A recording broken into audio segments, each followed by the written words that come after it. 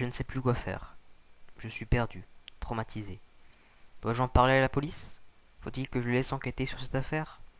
J'ai comme une impression, quelque chose en moi qui me dit non, ne fais pas ça.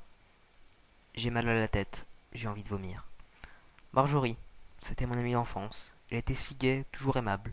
Elle était jolie aussi. Ses traits étaient à la fois harmonieux et attendrissants. On s'adorait. On rentrait souvent de l'école ensemble. On allait chez elle, jouer un peu avant que je ne retourne chez moi. Je crois, en fait, que tout le monde aimait bien Marjorie. Mais derrière sa joie constante, elle avait quelque chose en elle que je trouvais profondément dérangeant. Comme une sorte de mal-être extrême et dissimulé qu'elle cachait tant bien que mal avec cette fameuse bonne humeur. Mais personne n'avait l'air de le remarquer. Alors je me disais que ça devait être moi. Quelquefois, quand elle se retournait vers moi, je la voyais pendant une fraction de seconde comme être chétif, d'une pâleur maladive, une expression de désespoir sur le visage.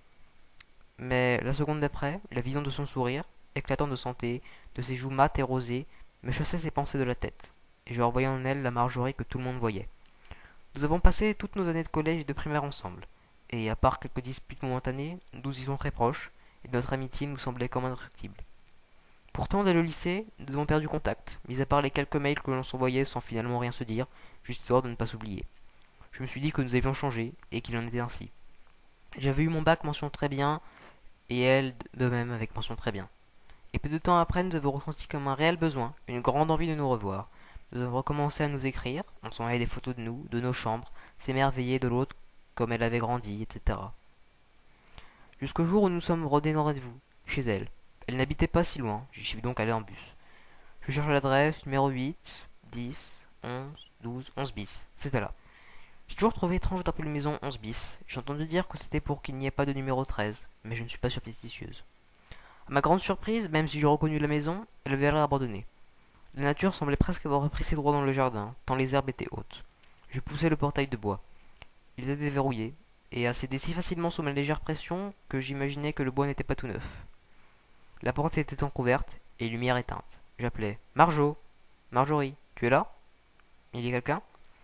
La seule réponse fut ma voix faisant écho. Comment avait-elle pu résonner dans une maison meublée? J'entrai. Il faisait froid dans la maison, plus froid que dehors. Étrange, car il n'y a jamais eu la climatisation chez eux. Ils l'avaient peut-être installée pendant toutes ces années. C'était plus vide que dans mes souvenirs, plus sale aussi. La mère de Marjo a toujours été une incorrigible maniaque. Voyant qu'il ne semblait y avoir personne, et de plus en plus envahi par un sentiment d'angoisse, je suis monté dans sa chambre. Elle avait refait il y a peu, elle m'en avait envoyé des photos. C'était joli. Tout est là, enfin presque tout. Elle n'était pas là.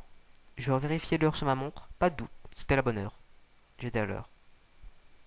Je me suis dit que j'allais passer le temps en surfant un peu sur le net. Ça a été une idée étrange de ma part, étant donné que mon ami et ses parents avaient disparu, mais je ne sais pas ce qui m'a pris.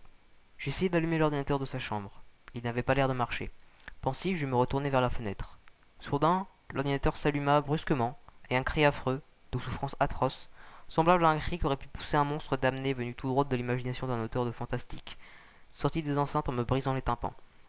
Évidemment, j'avais bondi, car sursauter serait un bien faible mot, le visage figé par une terreur extrême. Je me retournai vers le moniteur. Une image s'était ouverte, en plein écran. Ce que je vis me troubla énormément. C'était une photo qui semblait avoir été prise par la webcam de l'ordinateur. Elle était très sombre, et la luminosité de l'écran était basse, ce qui me rendit la photo difficile à distinguer. Ce qui me frappa en premier fut le contraste de la lumière. Sa chambre semblait très sombre, et la lampe trop lumineuse. Puis, mes yeux se bloquèrent sur deux points lumineux dans l'obscurité qui semblaient fixer l'objectif comme des yeux, aigus et menaçants. Et enfin, je remarquai le premier plan, qui m'horrifia. C'était elle, morte, la tête rejetée en arrière. Elle avait une blessure horizontale à la gorge, du sang en coulait. Mais ce qui me troubla par-dessus tout, c'était le fait que sa chambre soit décorée comme avant, c'est-à-dire il y a 6 mois. Et elle m'avait envoyé un email hier.